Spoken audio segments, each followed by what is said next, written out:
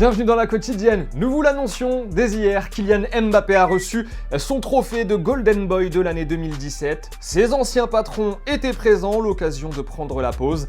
Et l'attaquant parisien s'est confié à Téléfoot au micro de Julien Ménard. C'était juste après, regardez. C'est vraiment un honneur d'être ici, d'avoir ce trophée. À Monaco en plus, c'est symbolique. Maintenant, je pense que c'est vraiment une source de motivation supplémentaire pour continuer à travailler. Et je vais l'accrocher à l'intérieur de la maison, on vient de déménager, donc c'est très bien. L'autre événement de la soirée d'hier, c'était les FIFA Football Awards à Londres. Sans grande surprise, Cristiano Ronaldo a reçu la récompense de joueur de l'année 2017. On rappelle qu'il a gagné quand même le championnat et la Ligue des Champions. Le 11 FIFA de l'année à présent, les meilleurs joueurs selon la FIFA. On le regarde ensemble, vous allez nous dire ce que vous en pensez. Buffon, Marcelo, Ramos, Bonucci, Alves, Iniesta, Kroos, Modric, Neymar, Ronaldo et Messi. Voilà, dites-nous ce que vous pensez de cette équipe type.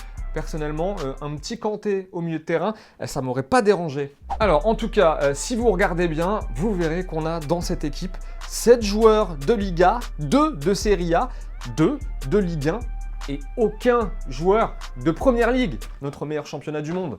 Petite pause, football vrai dans la quotidienne avant de parler du prix Puskás. J'ai 9 secondes pour vous dire que lors du match entre Godoy Cruz et Central, Fernando Tobio s'est pris un rouge dès le coup d'envoi. Roja, señoras y señores. On tient certainement le rouge le plus rapide de l'année 2017. Le gars aura passé 9 secondes sur la pelouse. Le coup d'envoi venait d'être donné. C'est vraiment ce qu'on appelle le football vrai, les amis. On en revient à notre cérémonie FIFA. Olivier Giroud, un Français, a décroché le prix Puskás qui récompense le plus beau but de l'année. Souvenez-vous, c'était face à Crystal Palace avec un coup du scorpion.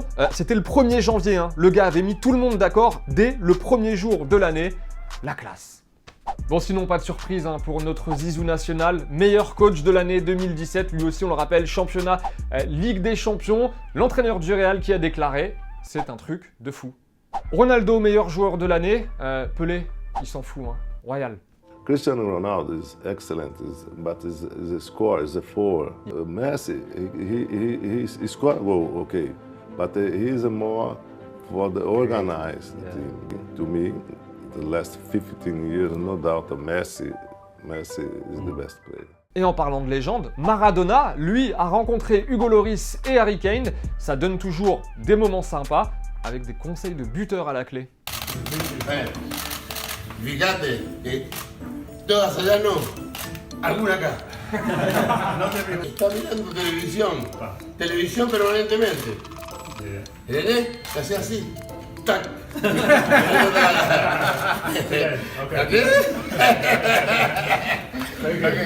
Au rayon des trucs moins drôles et bien moins sympas, à présent, Jefferson, le gardien de but de Botafogo, s'est fait braquer sa voiture en pleine rue à Rio. Une scène filmée par une caméra de surveillance. Flippant quand même, les mecs se sont crus dans GTA en fait. Bon, lui, il va bien. C'est le principal. Une stat nous a tapé dans l'œil aujourd'hui, celle du joueur qui détient le record du meilleur ratio minutes jouées, buts marqués dans l'histoire de la Première Ligue. Et ce joueur n'est autre que Michy Batshuayi. Vous le voyez, eh bien lui c'est un but toutes les 60 minutes depuis qu'il est arrivé chez les Blues.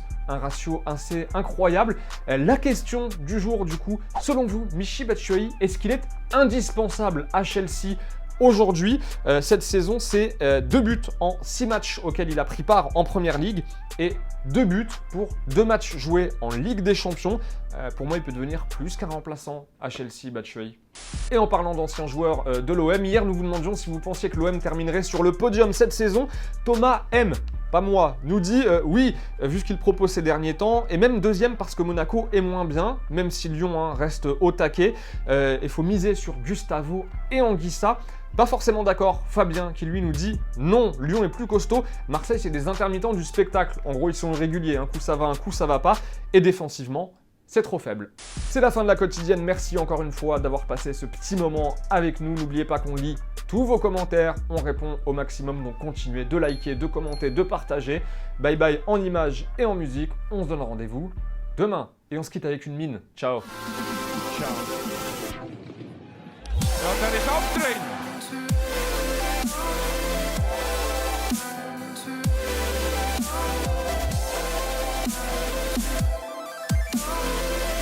Et au fait, vous voyez le petit logo Téléfoot au milieu de l'écran, eh bien on clique dessus pour s'abonner. Rejoignez-nous pour avoir la quotidienne dès sa sortie chaque jour et aussi tous les contenus exclusifs de Téléfoot. A tout de suite.